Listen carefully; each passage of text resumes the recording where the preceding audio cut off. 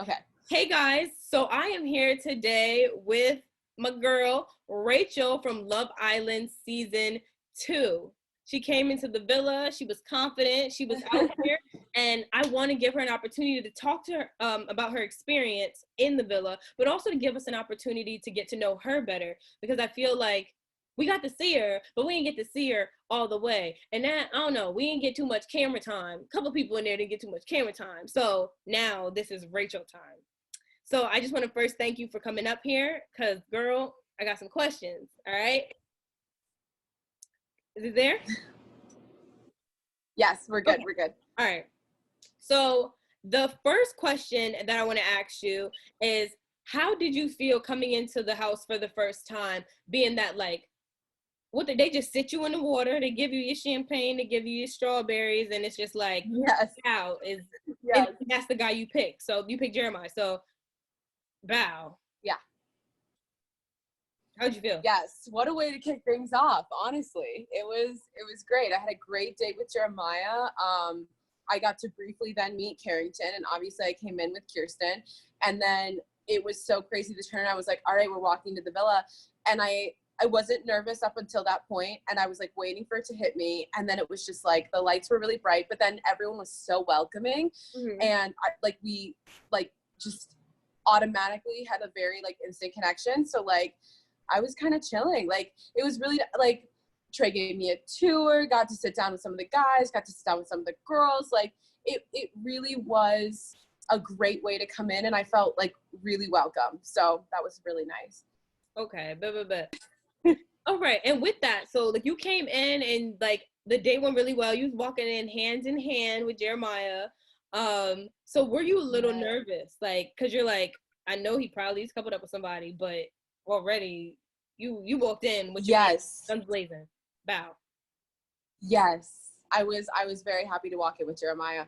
I think that the nervousness didn't really hit me until I just assumed, because of how easy our date was and because of also how good looking Jeremiah was, that he was already coupled up.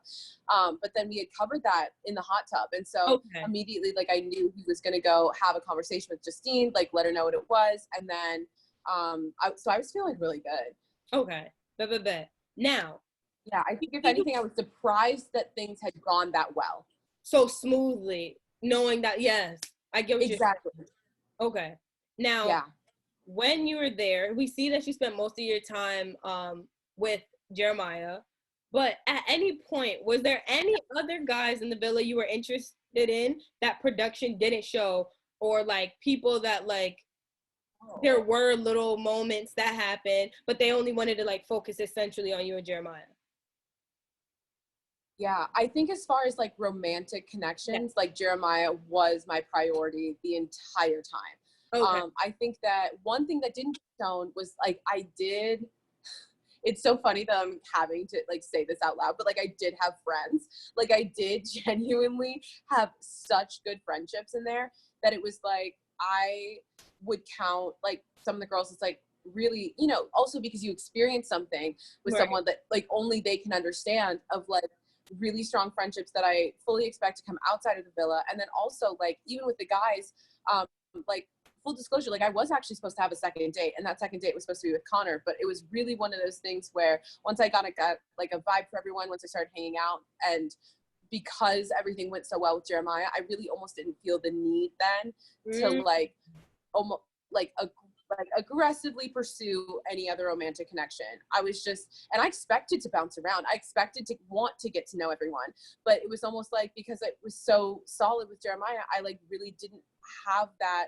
desire, and it surprised me too. Now, are there any people looking back that you're like, now you home and you like knowing how everything went, hindsight 2020, so you like, is there anybody you're like, yo, hold up, I should have pursued you, or I might have, is there any of that?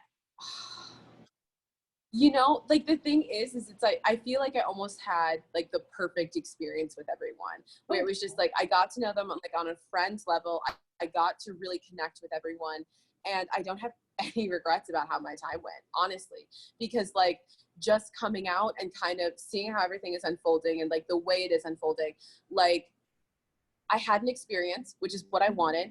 I grew from it, which is what I wanted. I learned so much about myself that I will now take forward.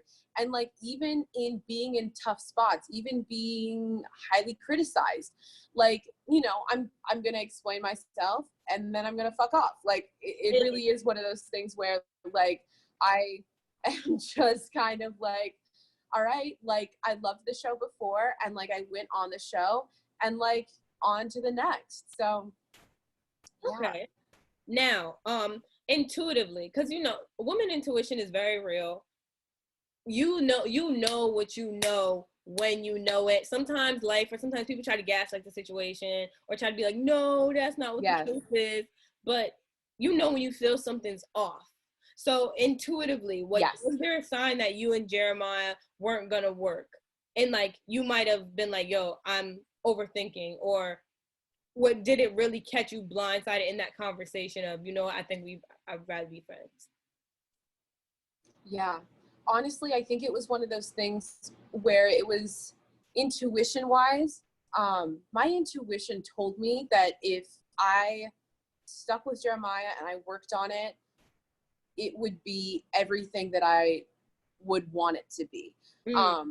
I think that there were things that were said where I was like, I feel a type of way about that. But it was nothing that was like automatically a deal breaker. Like it was nothing that like I felt like, you know, a couple conversations with time we could work out.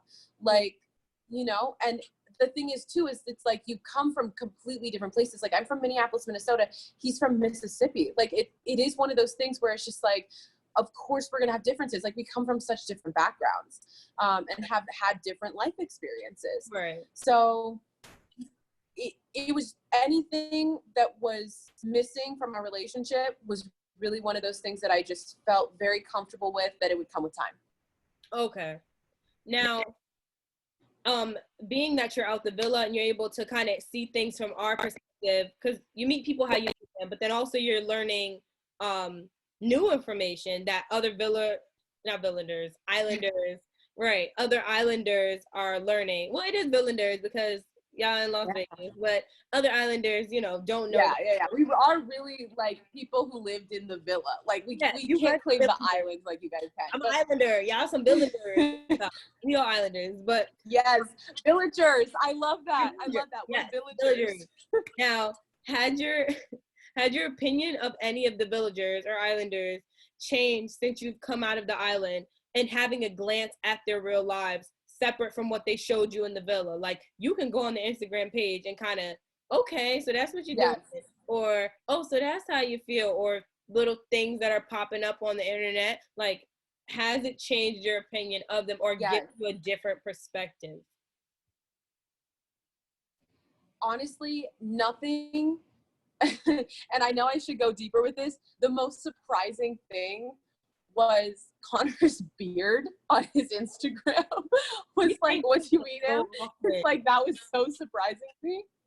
I'm like, what? Explain the beard. But honestly, I think that the one thing that like I have learned as far as perspective, just even having this experience, is that you really need to listen to people and let them explain themselves. Like, I think it would be almost hypocritical of me to see Trey's tweet or Johnny's TikTok and be like, okay, well, even though I spent so much time with you and even though I had like a completely different experience, like because of this, you are now different.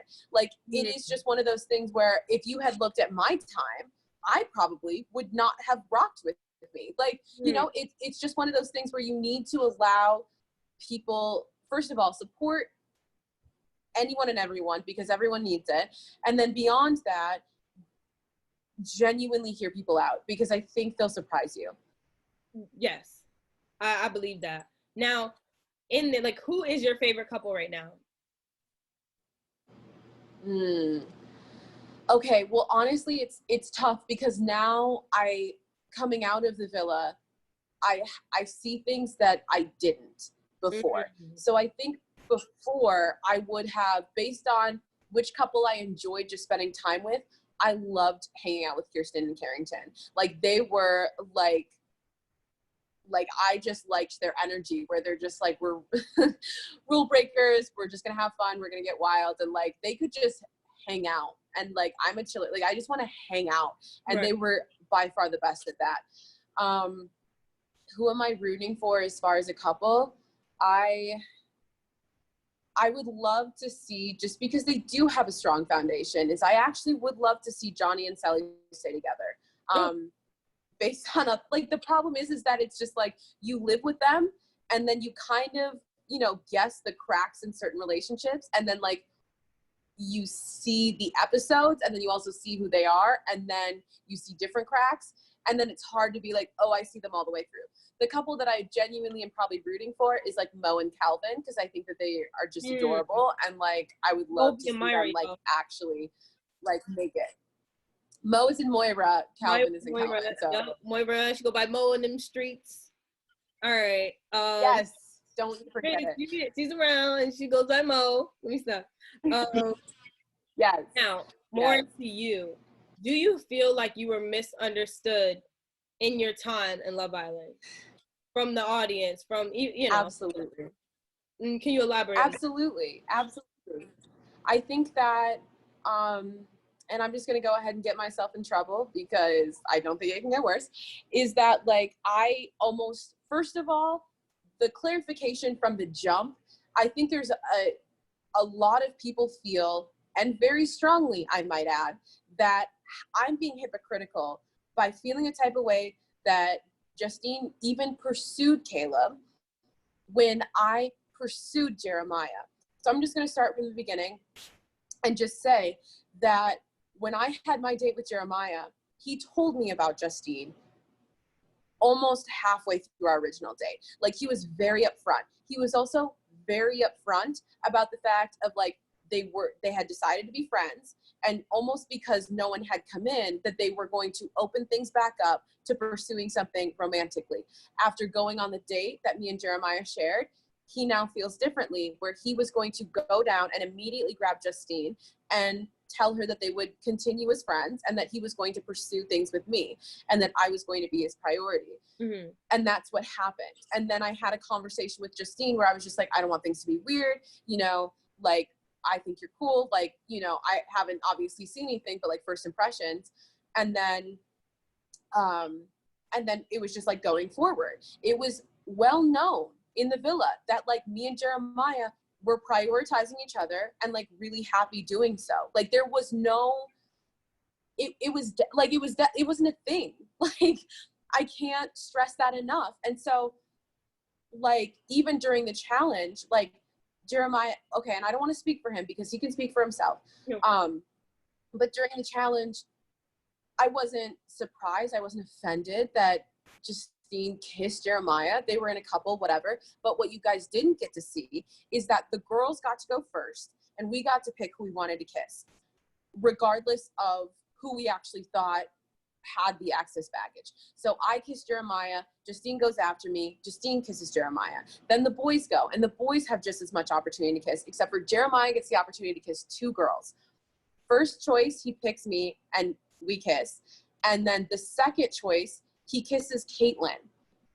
Like, that's how clear it was. Like, it wasn't because it truly was not I stole or pursued Jeremiah when that was Justine's. Like, the only connection that Justine and Jeremiah had was that they were in a couple together, and like, one that was very much a friendship couple. And so that's why I felt so comfortable like being full on, because both of them expressed that they were very comfortable with where they left things. Justine was like, I'm so happy for you. You know, Jeremiah likes you so much. I'm happy for you. Meanwhile, Jeremiah is like, I cleared things up with Justine, whatever. Like, we weren't laying in the middle of the villa, like making out on top of each other. Like, we like spend time in the pool, hanging out, like, but also like close to the edge. Like, it was not in front of her face. It was not full on. And it was like, we were very much exploring like our own romantic connection. And that's pretty fair to do in Love Island. So there's that. Yeah. So it wasn't like a tat for tat. Like, you did this to her. So like, why is it you're not doing that to, like, in terms of your relationship with Caleb? Yeah.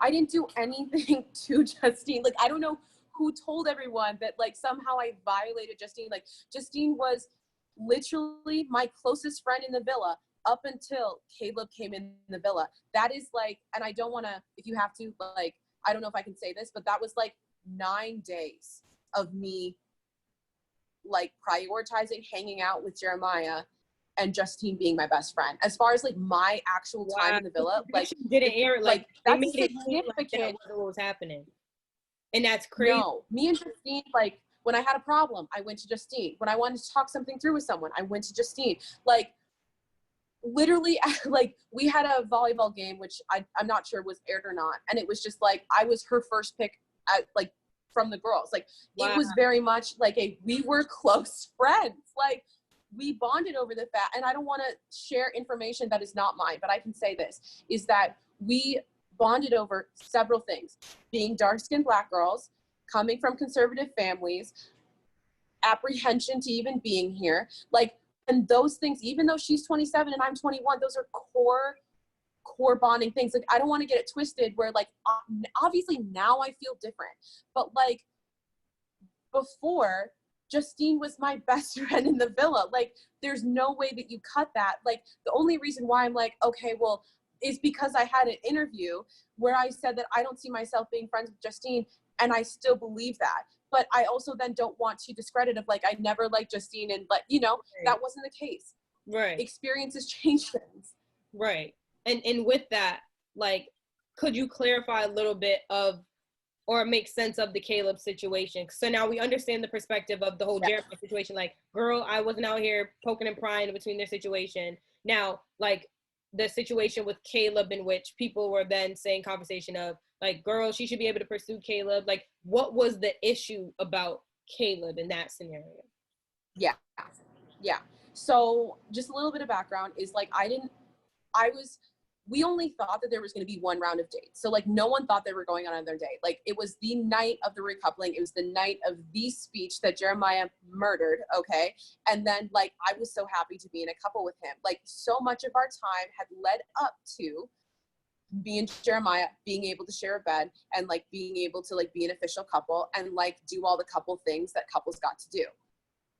So that being said, I went on a date and it went surprisingly well. And I was honestly shocked because I saw a very real potential, even outside of the villa, even only knowing Jeremiah for such a short time, I saw that potential with him. And so I was just like, I don't want to give up something that I feel like could be so significant in my life for nothing. And Caleb like said everything that I needed to be said for something. Like it was such a hard choice. Like you can ask anyone in the villa. Like I was like having a like, I was so emotionally like chewed up, like literally like eating myself from the inside about this decision that I was like, I commonly like made the joke of like, I'm waiting for one of them to just mess up.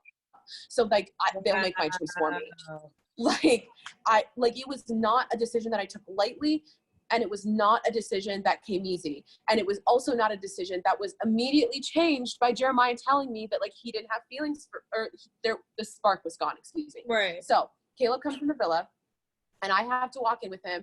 And also like, I understand what it's like to come in with the OGs. I wasn't an OG. And so me and Caleb also then have that common shared experience. So then Caleb comes in and he's really honest. Like the thing that I liked the most about Caleb and the reason why he changed things for me is because he gave me back that perspective that is so important to who I am as a person. He gave that to me again of like, look, but this is Love Island. This is your journey. And you have just as much a right to pursue anyone in here. But also that goes for me too. I'm unapologetic. I'm in here. I'm going to do what I want to do. And like, I will be honest about that. That is a gift that I can give you. And he also said a lot of compliments that were very nice. So beyond that, when it feel good, when it feel good, and it's coming from something that look good, you like, okay. okay. Like I asked for a tall man, and Caleb is 6'4". Like, and Jeremiah's 6'3". Like I'm not. Let's not even go there. but the thing is that so I came in with Caleb, and I was like, oh my God, I feel like I just like things are going to get really hard for me. And they got really hard for me. So then I came in and Caleb is like, look, I'm pursuing you. Like, you're my priority. Like, he literally used the words of like, look, I had an idea of who I was going to take on this date. And like, I didn't see much of you, but like, you've blown me away. And it was one of those things where it was just like, all of a sudden, like, he made it very, very clear that like, if I were to choose him, like, he was very excited about what was to come.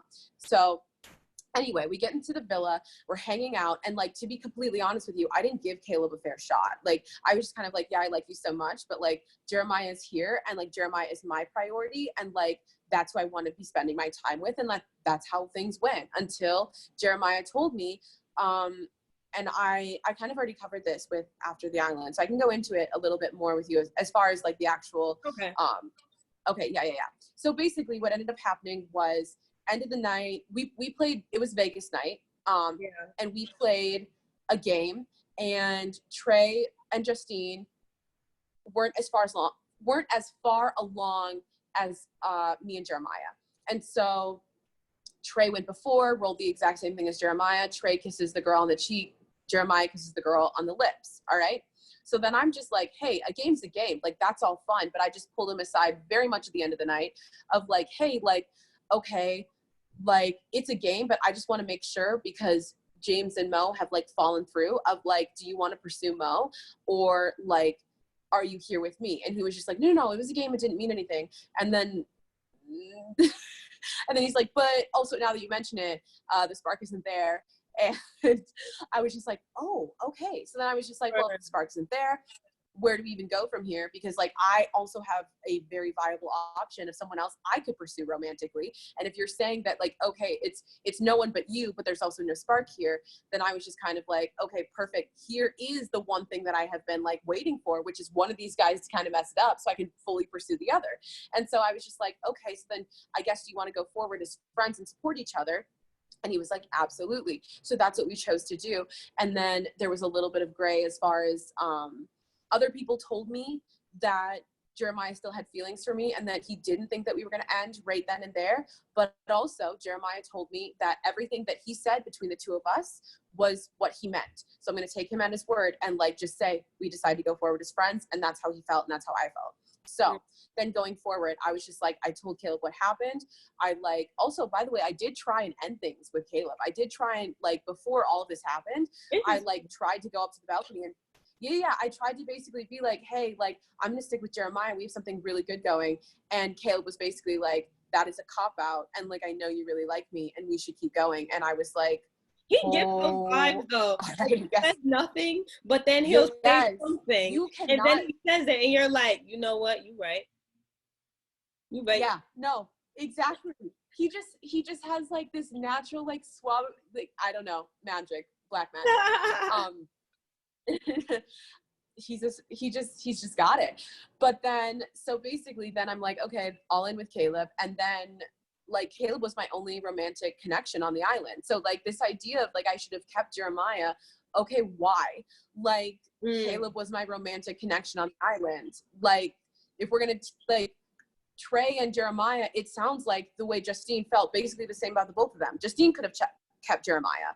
Okay, like, I am not the only girl who could have chosen Jeremiah, and like, it hurt me the most. Like, the thing is that the reason why I got close with Trey was because I was having such an emotional reaction that like, literally, like, Trey held me as I sobbed that night that Jeremiah went home. Like, it is not lost on me that like, I wanted Jeremiah to stay. I wanted Jeremiah to stay so bad. I wanted to be able to be that friend. I wanted to be able to support him, and I wasn't given that opportunity. And like, I'm not gonna like sit here and feel the type of way that an Islander who wasn't picked had to go home. That's what happens. But like, you know, I truly believe that Jeremiah deserved a second chance. So then with this whole Caleb thing, as far as just where I'm coming from, as far as addressing this whole like, okay, but this is really tit for tat. Okay, one, and Trey will back me up on this because Trey felt the same way, is that Justine and Trey were pursuing things romantically. They were pursuing things romantically. And then during a challenge, Trey is blindsided because for the first time, he is now seeing that Justine is not there with him romantically. He found out that their romantic connection was basically over when Justine kissed Caleb. Like, that's why he was so angry. That's why he felt a type of way, because he had no idea. And I had no idea, because before the challenge, I had asked Justine, like, because she kept coming to me with not only asking me about Caleb at least twice a day, and I'm not exaggerating, about, oh, how are things going with Caleb? All right. And then also, she would tell me, Caleb talks about how intelligent you are. He talks about what a big heart you have. She was coming to me with this. No one else was. Like, no one else was coming to me with information about Caleb. And so it got to a point where I was like, this is weird. And I pulled her aside. And this was before the challenge. And I was just like, look, it seems like you're kind of weird about Caleb. And I don't want this to like be a bigger thing than it is. Is something going on? This is your opportunity to tell me. And she looked me in my eye and was like, if there was something, if there was anything you needed to know, I would tell you. As if it wasn't a thing. So then the challenge happens, and that's why I was upset, because she told me she would tell me if there's anything to know. And my biggest fear was getting blindsided and feeling a type of way when I'm not that type of person. I'm just surprised and shocked and immediately hurt because you didn't tell me. Like, and that's what almost led into then that conversation of, well, actually more happened, and I'll give you some context with this, is that I also had a conversation where I gave Justine my blessing to pursue Caleb. I was like, you have not been given a fair shot. I want you to find love here. If you're really attracted to Caleb, because she did, I think at one point, then she did pull me aside, and I was just like, okay, like, if you're going to pursue him, then I'm going to give you space to do so. I wish you the best. Like, I want love for me, and I want love with you.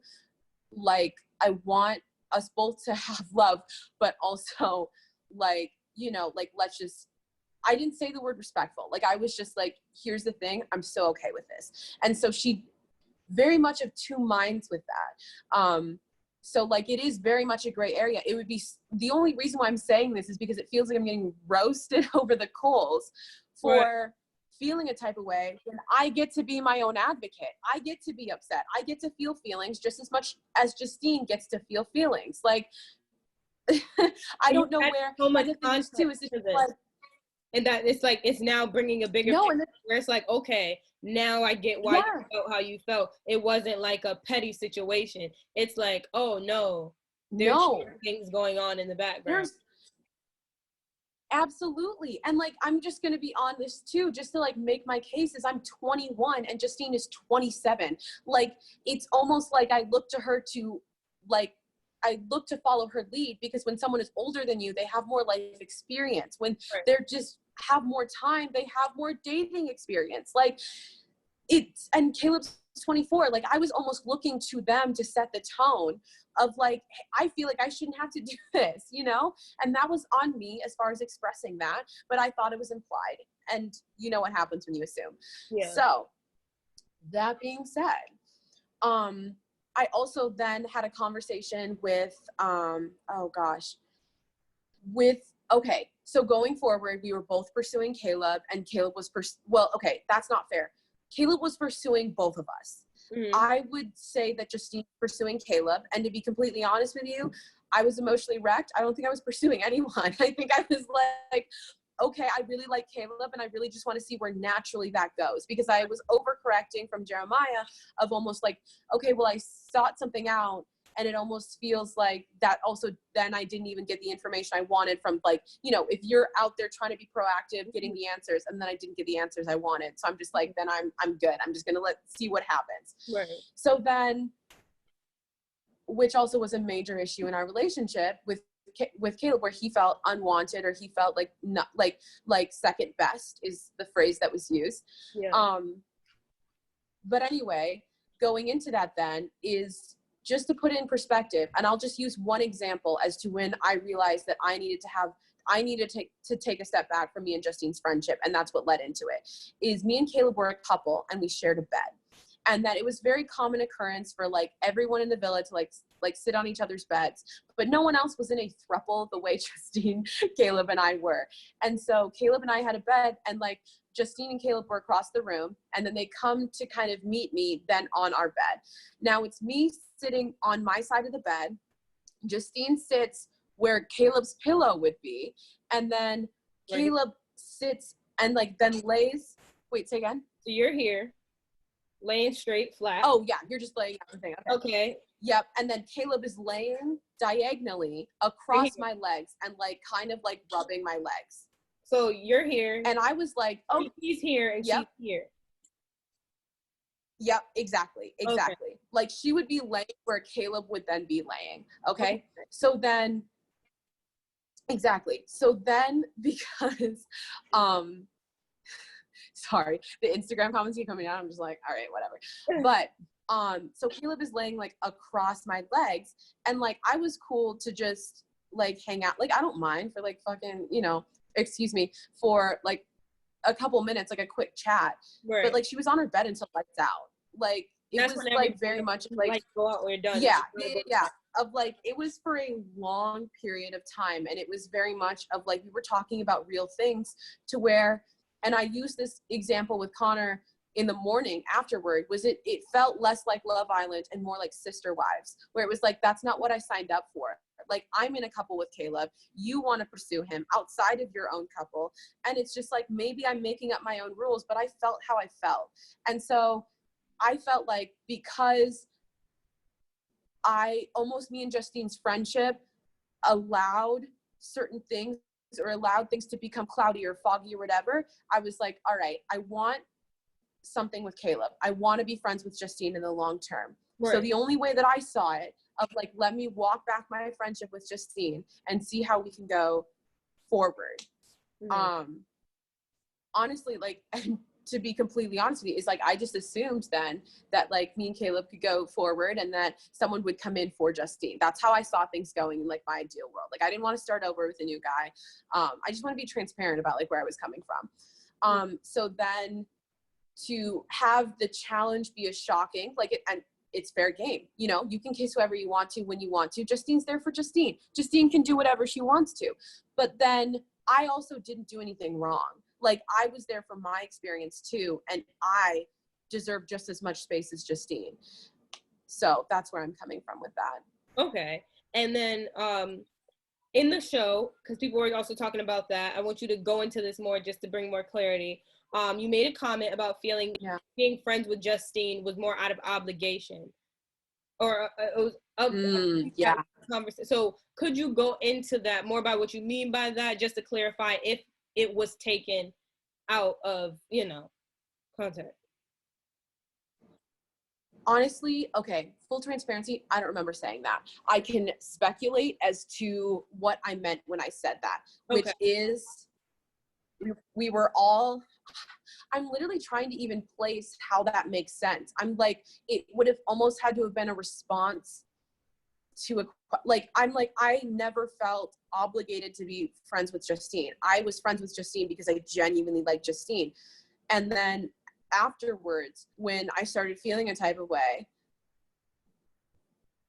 maybe it was in response as to why I just wouldn't be her friend anymore. Because even, no, you know what it was? Is I was just like, look, at the end of the day, we're the only two Black girls on the island. If I were to, you know, do my own thing, not be her friend anymore, like, I would feel horrible because I owe her that support just as a Black woman. She should be able to come to me if someone says something problematic, and I should be able to have her back on that. Yeah. Even if I didn't like her, even if I hated her, she should be able to feel comfortable coming to me. And I would hope, and I do believe based on Justine and her character, that she also felt that way of I should be able to come to her. Right. I think a friendship out of obligation, it was phrased poorly, but like that was the intent behind saying something like that. Of like, even if we didn't get along, even if it was beef. Yeah. It was more of a community thing than like, I gotta be her friend because we're both Black. But no, like, yo, you gotta rely on me the same way I gotta rely on you because we in this together. Okay. Exactly. And then also real quick, you're in college. They say that in there. What year are you and what's your major? College girl. Yeah, so I'm starting my senior year. Yes. Hey. I won't say my school because but I'm starting my senior year and my major is business operations and supply chain. Okay, I see you, Miss Businesswoman. Okay. Well, the intelligence is there, clearly. So all right. Now, how did you feel coming out of the villa and seeing people's reaction to you online? Because I want people to also understand that we are people. So yeah, we're people first. yes, Besides, yes. so how do And you? also, again, I'm gonna throw it out there of like, one is like I'm 21 and I just want to like actually get that like tattooed across my forehead, and not like been 21. Like I turned 21 in February. Like you guys, like I have not like any life experience that I would also gain from being 21. Like COVID happened in March. So like just as much as like a pause has put on everybody else's life, I am paused at basically being like old 20 but fresh 21. So give me some slack. That being said, I have not gone on Twitter because that shit hurts my feelings. And I stayed on my own Instagram page. And even then, the comments were really rough to read. Like it was one of those things where you, as a viewer, don't see so much. And then you also don't see the other side of that. And I won't go too much into production because other than to acknowledge that it's there, but they want you to keep your same appearance, and however that might look like is that physical appearance has to be the same throughout because they are casting a look. And when I was casted, I was in Minnesota and it was January. It's going to be different in Vegas heat, where like we have a joke in Minnesota where the winters wouldn't be so bad if it wasn't for the wind, and the summers wouldn't be so bad if it wasn't for the humidity. I have never been a place that has dry heat ever. I'm well traveled. I have never been a place that has had dry heat. And also I'm on a TV show. Like, you really think that there's no one there who like could have done something if they wanted to? Yeah, I mean, if we're getting at my hair, like that's what it was. Right. Because like that was overwhelmingly like the comment that I saw that like just ate at me the most. And what ate at me the most about that was it was Black women who were the only people who had something to say. Why? Like it doesn't need to be said. It felt like a cheap, like a really cheap jab. And it felt like, if you know me as a person, I don't believe that my worth, the best parts of me are what I look like. And so for me, I already don't necessarily put such an emphasis on that, but then also then to be ripped apart as if I am less than, or if I don't understand certain things, or if, you know, when it was like, it also felt like those same people who were coming at me for my hair were also riding so hard for Justine.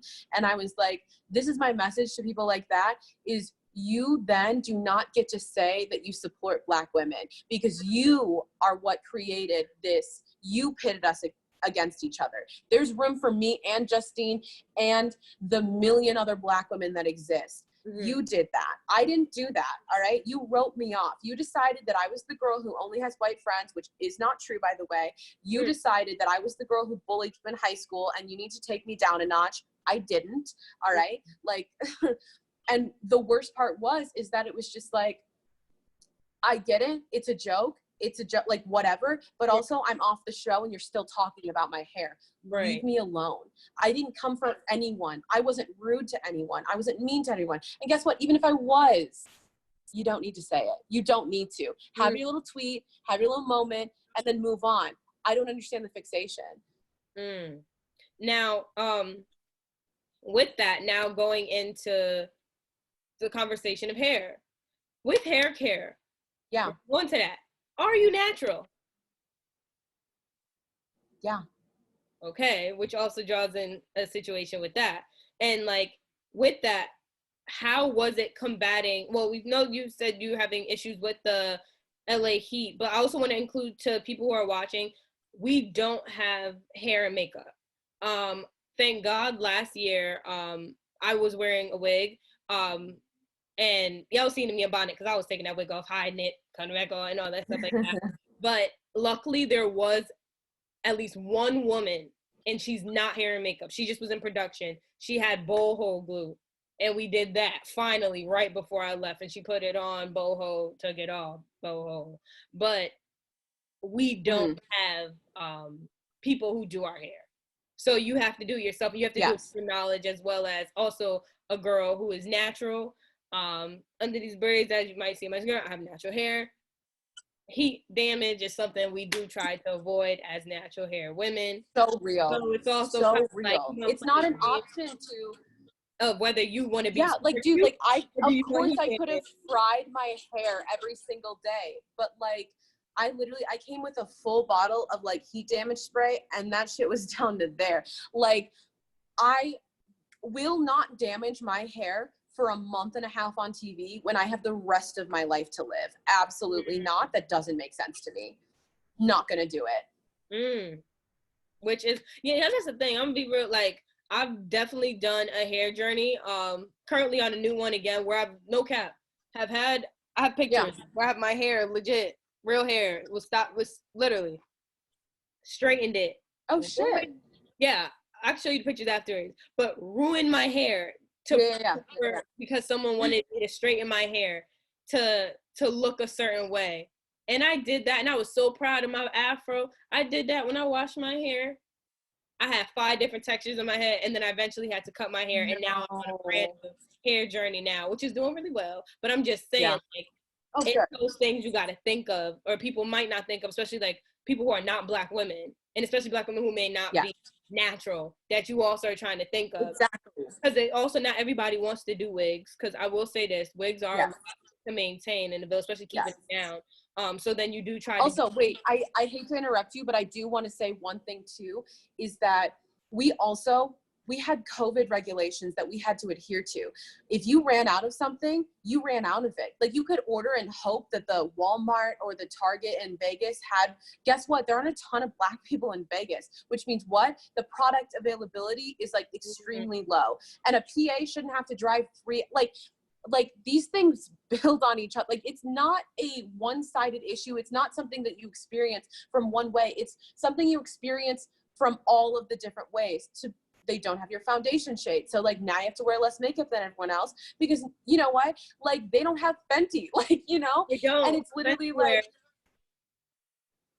they don't have it. Like, it's literally like, even the people, I mean, thank God, like, the hair and makeup were really accommodating, knew exactly what they were doing. But then it was also like not even clear to us like how that could be requested. And that's obviously like on the production side. But that being said, if like there are things that like are not thought of, like straight up, like there was one, I can't remember, there was something where it was just like, oh, even the sunscreen. Like, the sunscreen left a weird film on every single Black person there.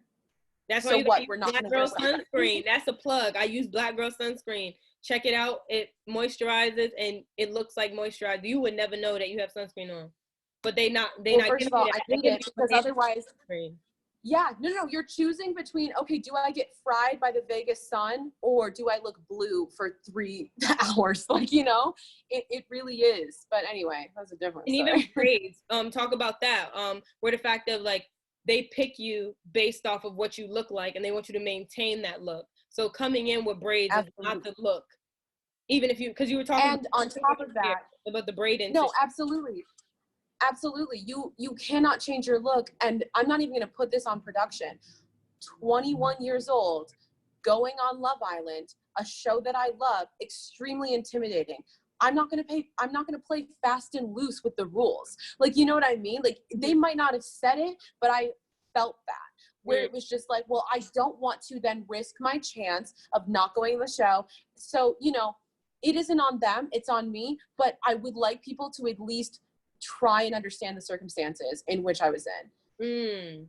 As they should. And that's also too why I wanted to do the topic of hair in those conversations, because it was more so a response or a reaction to it, but also like, you got your jokes and your fun, but at the end of the day, like, and I know you're wrapping this up, but I have to get at this, which is like, how are you a grown ass Black woman commenting about someone's crunchy wig? Or I can, you know, say it a million different ways. Like, the word raccoon has been thrown out, all of this stuff, when it's like, I'm sorry, but so you guys look good and have looked good every single day of your life? I don't think so. I think it's actually a learning experience. And I think that you learn day by day. And I think that you also maybe could keep those comments inside.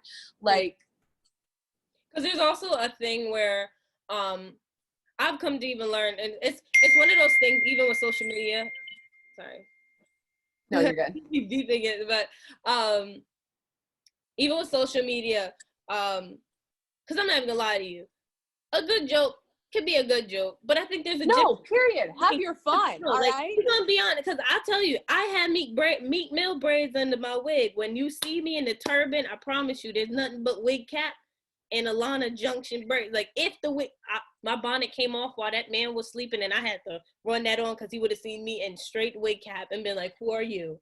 I'll give you that. So those are jokes, and even myself, I'm not even gonna cry. I might have snickered, but like I said, I already know the situation. It's a natural hair. But one thing I didn't do is go online and tear you down in the process. Because, I mean, we've all been there in terms of kitchen or it not leaving up shit. I've had lifted wigs before where that lace was like, ooh, child, I need to get out of here. But one thing we don't do as a community of women, which we're going to get into the idea of community, especially Black community, in which I'm not gonna, what I won't do, I might make my jokes, you might have a little key, but also what I won't do is I'm not gonna broadcast that. I'm not gonna put you on the internet for like this. That is group chat thoughts. Have your fun in your group chat. Don't tweet it so I can see it. Homie, put your homie, cap your little jokes here, but what you don't do is, we same part of the community. Like, it's like, you know, family jokes, and they be like, you could say that, but what you're not gonna do is have all these other people saying that too. And it leaves room. Exactly. If I say that and I put that on the internet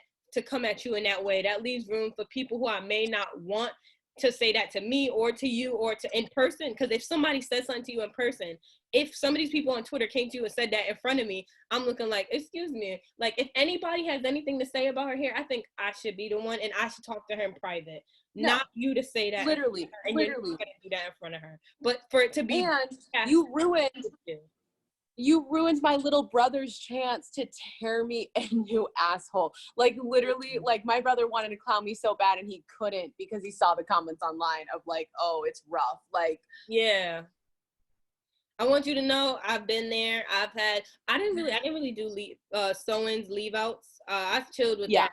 But I be doing my wigs, and I've had situations and scenarios where I leave a college party and that thing's lifted and you just sitting there just like, so when we going back to the room? Anybody? So I have my tales and my stories. You're not alone. I might have snickered, but baby, if you see my head, you would have snickered at me too. When I've had a moment. So we've all been there. I just, like, it should have stayed as internal, like you said, group talk, not community talk. Instead, it should have been, like you were saying, like, instead of being pitted against each other, oh snap, another Black girl in the villa, another person that we could see through representation that we aren't seeing, because this cast is very diverse. Yes, and just like a quick little hack of like, guess what? There will never be more than 2 of us if you continue to play into this. There's a reason why there's only 2. We won't get to 3. We won't get to 4 if Black Twitter is going to go crazy and going to pit the 2 of us together every single time there's only 2. We're part of holding ourselves back on some level. So with that, with the whole idea of Black community and also everything that's happening, I know you guys went in, I see you had on your Instagram, you had Black Lives Matters and talking about other injustices that are happening. So, like, would you consider yourself an activist, or what organizations and things that you are participating in as just Rachel herself outside of Love Island, just to give more depth about that, because you are very educated, you are very articulate, and you are standing up for a cause. Because right now, you're making your point valid, and you also are standing for other situations that are happening in our community as well as outside of that. So you can speak in or let us know a little bit about that. Yeah, I think the reason, like, almost the reason why the comments of that I'm not down for the culture or that I only have white friends, it stung even more because George Floyd was 10 miles from where I work. Like, if anyone felt that, I felt that. Like, my little brother is 6'5" and dark skin and walks around the same city that George Floyd walked around. It is not lost on me, all right, that is real. And even beyond that, like, I hesitate to sit here and justify everything because it feels like I'm responding, but truly a core part of who I am, and almost I feel like part of the reason I almost like struggled to blossom in Love Island is because social issues are so integral to who I am as a person, and like my passion for them is like, that's why I connected with Caleb, because I could talk about those things with him, and like because we were given that opportunity off camera to go and dive deep into it. It is so much of who I am. It is absolutely a non-negotiable. And I feel so strongly about all of it. Like, I'm an Aquarius, like injustice is what I wake up to, you know, it is like such a big part of who I am. Like, literally, like when I was sitting in quarantine, my Venmo back, like I gave all my money away because I was like giving to like different causes. Like, it truly is something that I care about so much, from like environmentalism to racism to you know, a couple other things too, transphobia, xenophobia, like acceptance from all sides. Like, I mean, if I keep talking, I can go into an hour because it's like the nuanced issues, but it's like, I feel like I take cold showers. All right. Like, that's how deep I am in this. Like, I have not taken a hot shower in a minute. So you in there. Yeah. I'm hot. I'm not, but I'm down, but my water is warm. Yes. I know. It's me. I'm in there. Believe me. And I was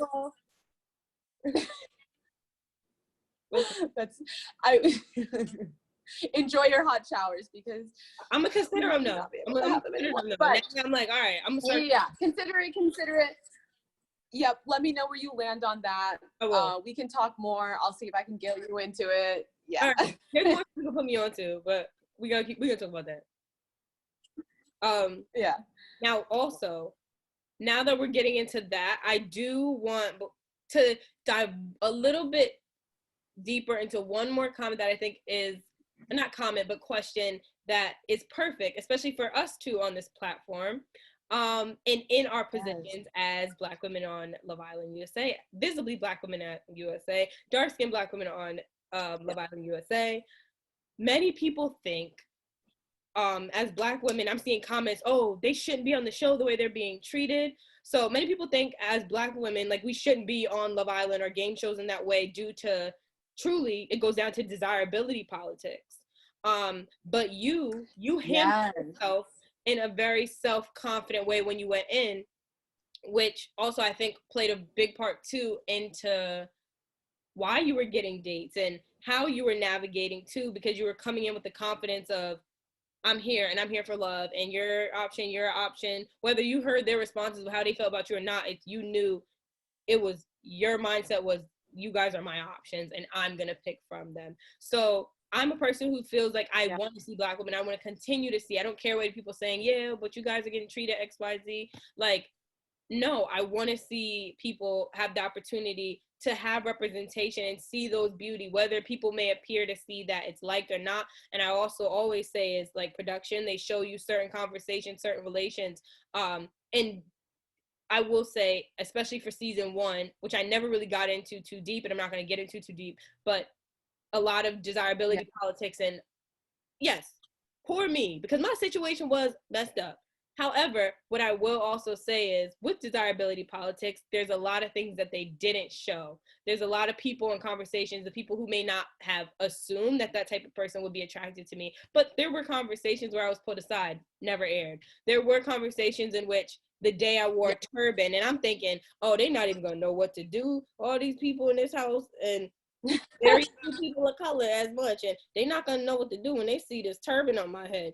And literally having a male who is not Black in them stop me mid-walk as I'm going minding my business, to stop me and go, yo, you just, honestly, this is my favorite look on you. You look so beautiful like that with the turban. Automatically in my mind, I'm thinking they would probably either make fun of it, ask questions, but no, can actually see the beauty in that.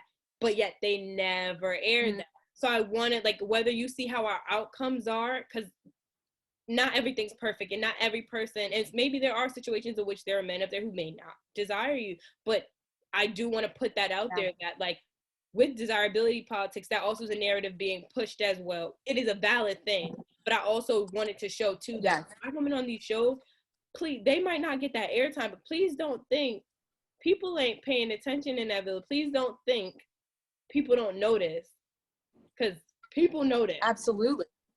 And you can speak on that. Absolutely. Like, I won't, honestly, okay, and here's the thing too, is like, I want to speak on that. I want to validate the point that you're making.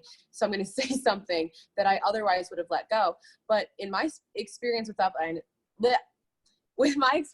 Island, like, I had a lot of talks with a lot of different people.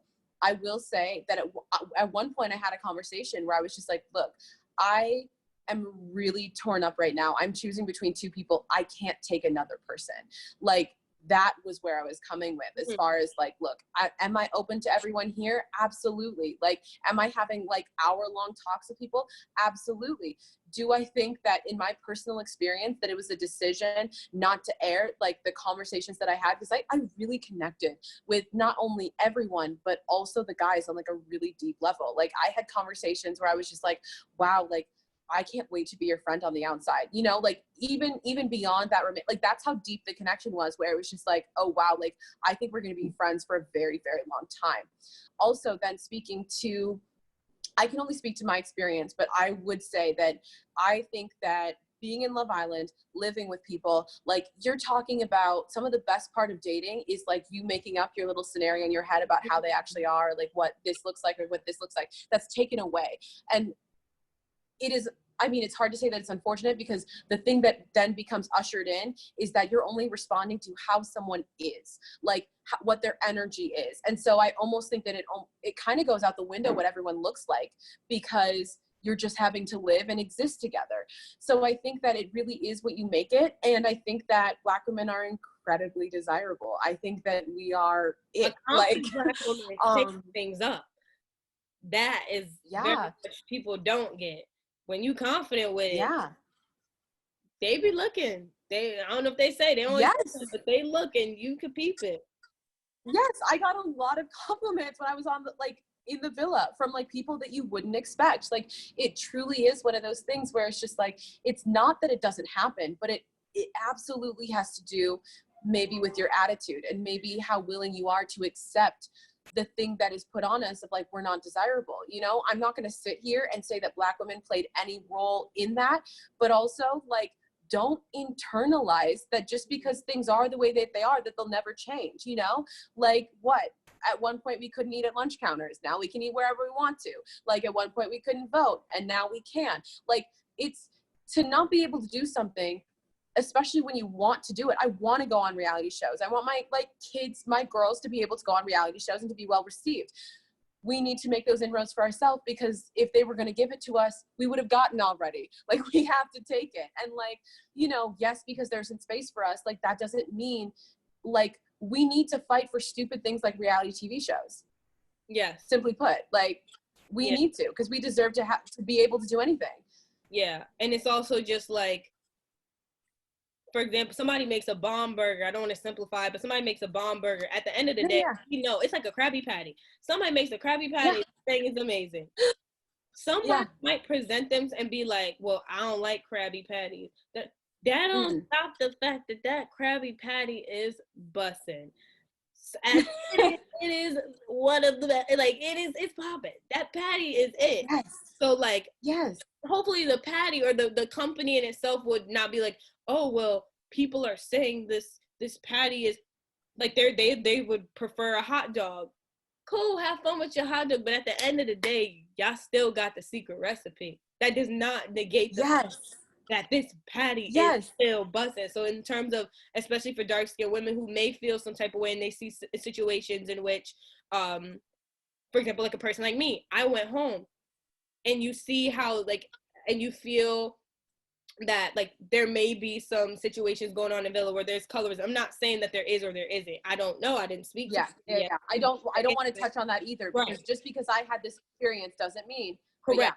So I'm not denying that there could be colorism happening. I'm not denying any of that, but I'm saying at the end of even if there is, a big thing why I'm like, I really want to see Black women on the show and I want to see Black women on the show confident is because even if the whole cast was colorist, that don't stop the fact that who walked in bad. At the end of the day, in my scenario, however people receive and take my scenario, tears aside, that don't stop the fact that I'm feeling myself. Period. And you can't tell me, period. As you should. And that's because you went through one tough situation once. And even if it's multiple, because I went to PWI and this is a real thing. So that situation is not abnormal to me either.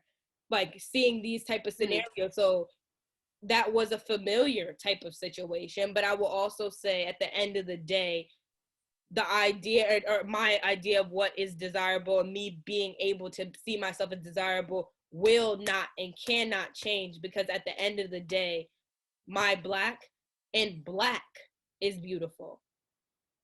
Whatever, and especially even if there's people are trying to say, well, dark skin this and break it up. At the end of the day, black women, all women, but I also need y'all to know, black women need love too, but black women are desirable, and that is why we need to be on these shows as well, because whether they want to say it or not, I just want people to be up there, whether they pick her or not, she up there like, okay, and she's still bad and walking in that confidence, because that's honestly, confidence is oh so sexy. And I think you having confidence allowed you to navigate the villa as you chose,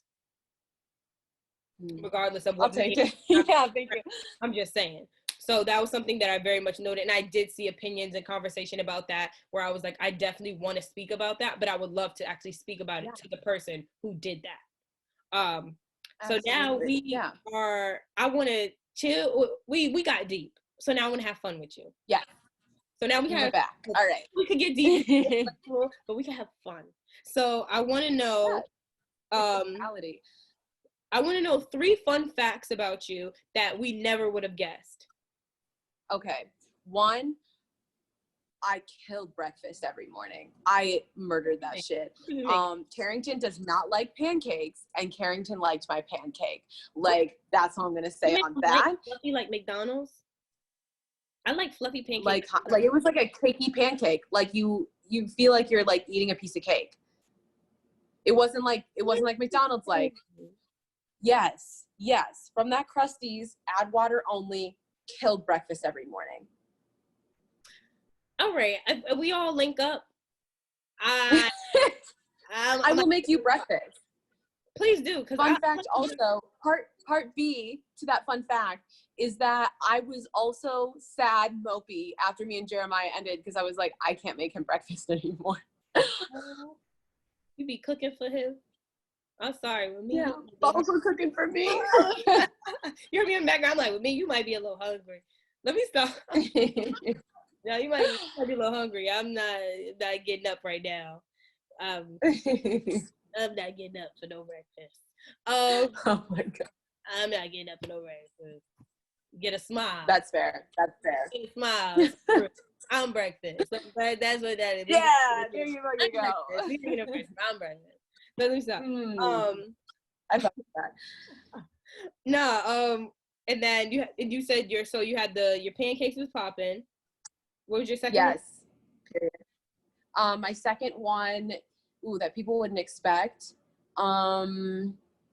Let's see. This is tough. That people wouldn't expect about me. Okay, I'm like really flexible and a fast learner. So Caitlin at one point taught me how to do a headstand, and now I can do a headstand. So there's that. Flexible. You have seen that? Yes. Flexible. We saw you slide down. You slide down. And I was on the phone with a friend, and I was like, yo, one of these girls need to just bust a split and slide down the slide in the suds. And as soon as I finished saying that, you got in the thing, no down to the split in the suds. And I was like, well, it was done. That's amazing. Oh my gosh. And then maybe I heard you somehow. Like telepathically, like bust a split. I was like, girls, I gotta do it. Yeah. In the suds. Get that win. For real. And then you have one more. So you flexible, you got the pancakes and okay. Yep. Okay, well, like my fun fact that I had going for me right up until I lost my phone was that I was learning Arabic, French, Russian, and Spanish. So like that was my thing. And now I finally get to pick that up again. So then hopefully I'll get to take a trip where I can like utilize each language. Oh. So that's a fun fact. Hey, wait, what is your background, if you don't mind me asking? Yeah. So I am half Somali, half Chad. Hey, my African I like have yet to find a way to. That's what's up. I'm Caribbean. Yeah, so I get like a yellow tone from being Somali, and like my like neck from being Somali, and then my eyes, but then the specific tone that I get, like almost this red, does come from Chad. So yeah. Okay, because I said we got the African girls in it. I got a lot of African friends, like different Ghana and Okay, bet. Yeah. So I have then my name was supposed to be Uba Abdi. So that's how African I am. Oh, wow. Okay. So now we learn even more about you. Okay. And then now I want you to have 3 facts about yourself. No, well, 1 fact and 2 lies. And I gotta guess. Okay. 2 truths and a lie? Yeah, 2 truths okay. and a lie. Okay. Let's see. I hate tomatoes. I have 2 dogs. And what's one? Oh, and I live on a lake. I may be making an assumption. Remember what you said. You can make an ass out. Well, I look at it as you make an ass out yourself. You can't make an ass out yourself. You make assumptions. But I don't know. I'm Caribbean, and sometimes we don't play too much about the animal situation, or it's limited. All right. I'm gonna think you don't have 2 dogs. I don't know. Caribbeans and Africans, they be having it related. So issues. Yeah, they be having their things. So I'm thinking about it now. I'm like, all right. So I don't think the 2 dogs. I could be wrong. Yeah. Minnesota lake or tomatoes. I don't like tomatoes, but there's people who like tomatoes. If you season it right, I could do it. Wait. If you're African, I know you'd be eating like jollof rice.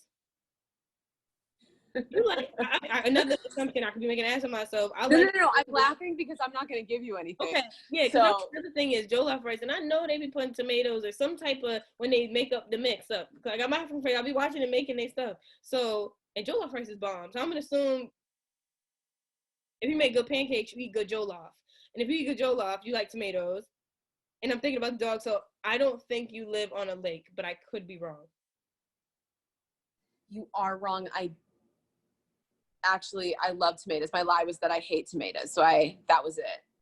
Ah, okay. Yeah, you just got the words mixed up. Like you were so there, but yeah. But see, my deductive reasoning was there. I was like, context. All I needed to be African. I was like, all right, we're gonna figure this out. All right, bet. Yes. Now that is not our game. That was just some fun things. Now we're on to our game. Oh, that's just a warm up. That was a warm up just to get the mind going. Okay. The game is Would You Rather. So we're gonna do 3 of them. Ready? So this one. Okay. Would you rather? This is an ouch. Oh, I love it. Drag your butt like a dog in the sand at the beach naked, or you already feel that. You felt that. That hurts. Yeah, no, I'm right there in that moment. Right there, right? Think about that. Or lay flat on Las Vegas sidewalk for 10 seconds on their hottest day. Sand every time. No, I was just in Vegas. That is not hard at all. Like Vegas is hot. Like fry an egg in the morning hot. No, sand every day. Oh my gosh. For real? Is that bad? Yeah, in the villa, we could not go without shoes and like walk in bare feet because it would burn your feet. The grass was so hot. You couldn't do it. Kenzie, who's from Arizona, gave us a tip of like being able to flip our sandals, because if you left your sandals in the sun, and like most of our sandals were like black, you couldn't do it. So genuinely, no, you don't know nothing about that Vegas heat. I cannot stress that enough. It was 112 on our challenge days. And that's the thing people also don't know is challenges take longer than them quick shit. You are out there for 2 hours to get 5 minutes of content. Oh my God, 2 hours. That's actually really cute because our challenges were in 100 years. Yeah. Oh my gosh. Yeah. All right. Yeah, we were praying for the rain that they had talked about in Fiji of like, no, but you guys, it was raining. And we're just like, rain, please, dear God. We were tired. I'm telling you. Now, would you rather be able to speak to animals or come in contact face-to-face conversation with an angel? Oh, angel. Angel for sure. Because like, here's the thing. It's like, what is an animal going to tell me that I don't know? But like an angel's can probably give me something new. You know, yeah, you're right on that one. Okay. Now this last one. I was thinking on this one. Would you rather wear barbecue? You know them barbecue sandals when they be like, "Oh, your uncle wear the barbecue when he flipped the grill." Stop. Yes. Would you rather wear barbecue and sandals for the rest of your life with every single outfit, or for 3 hours out of the middle of the day? So you can't say at nighttime when you go to sleep or when you first wake up. When you are around people for 3 hours out of the middle of the day, you smell like pure onions from your breath to your body, like musty. So it's either always wearing barbecue and sandals, or at least 3 hours of your day, you magically just smell. That is so tough. This one I thought. Here's the thing. I'm gonna go barbecue sandals because onions is tough for me. Smell is a big thing, and I think eventually I can make it work. Where people are like, "Don't ask. Like, just don't ask. This is her thing. Let her have this." So like, I think, yeah. You can make it a trend. Add a little hyaluronic body. Exactly. Exactly. It looked like I could do for barbecue sandals what Prince did for The Color Purple. I think I have a lot of faith in myself. That's confident. I like your confidence. That's But I want to just thank you overall for coming up here and spending the time with me up here, talking to me about issues, how you feel, giving us insight on the villa.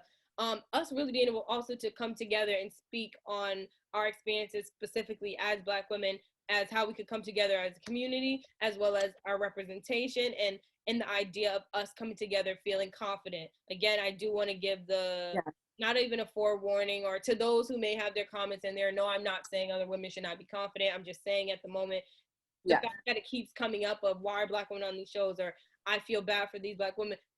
Don't pity us. We just need we don't need it. We don't need your pity. We got this. But what we do need is for ourselves to understand that no matter what the world says, we are just as good as everybody else. We ain't no less. So to just hold our head high, regardless of whatever situation or scenario gets thrown at us. We strong, but also, because sometimes it gets tiring being strong, but also take that out. We are feminine and we are beautiful. And we should be allowed to sit and feel that. So just, I want to push that narrative out there and push that message out there because it is very true. And I'm happy to be able to have that conversation with you and for that to be a part of it. I think we're able to discuss so many issues, so many topics, and take this conversation in so many directions that I very much enjoyed this conversation. I very much enjoyed your time, and that you have been so open and very honest and add context. So also how we watch this show will be more interesting in how we interact, and hopefully in the future, if another Black girl comes in, how they interact with her. Know your experience and being more considerate of that. So yes, I just want absolutely. I would think that would be a beautiful thing. Yeah, and I want to let you guys know I will be putting right here, or it's probably, if I point here, it's probably gonna show there. So one of these spaces, you're gonna see I'm gonna put Instagram information so that if you want to, you can go check her out, follow her, because girl, now that you're out, get your post in, get some Insta deals, do what you gotta do, you know what I'm saying? So follow her, keep up with her. She's out here also speaking on such big topics that like she should be able to use her platform to also educate us in the same time as serving looks, serving poses, and all that stuff. So I very much thank you again for coming up here, and of course, it was a pleasure. And thank you, by the way. Thank you for being so honest. Thank you for asking me the hard questions. Like, I really, really enjoyed this conversation. Right. So yeah, I wanted to make sure people leave out this conversation with really learning something about, whether it be about the Islanders, whether it be about life, you know what I mean? But I still definitely want people to just get a well-rounded idea of each Islander separate from what may be presented on them. And that's what I try and do with each interview of each person. I want them to be seen how maybe the other Islanders see them. You know what I mean? So give them an opportunity to show who they are, separate from the cut. Hence why when I do my interviews, I don't cut. I mean, I might pause if I got to use the bathroom or you got to do something, but in terms of editing and everything like that, you're literally getting the conversation that I have right here. So that's what that is. So again, like I said, I'll be putting her information below. Please, guys, don't forget to like, share, subscribe, and to tap my notifications so you can get alerts of my other videos, my other interviews, and other content that is separate from Love Island that will be coming. I got y'all. I told y'all I got y'all. Y'all been asking for it. And don't forget to also follow me on Instagram at simply_Alana, which is in the description box below. And yeah, I got more videos coming soon. Now, before I go, I like to end out with my handshake. It's not a handshake, but it's a virtual handshake. I want to start with subscribers. So what we're going to do is when we leave out, I'll go with you. So it's talk to you later. I'm going to shoot it up. Bye. All right. That's cool. Yeah, we're going to do it together. Ready? 1, 2, 3. Talk to you later. Bye. I struggled a little bit. Oh, wait, you paused. I couldn't see it. Okay. But I assume it's talk to you later. Bye. Okay. Ready? 5, 6, 7, 8. Talk to you later. Bye. All right. And we out.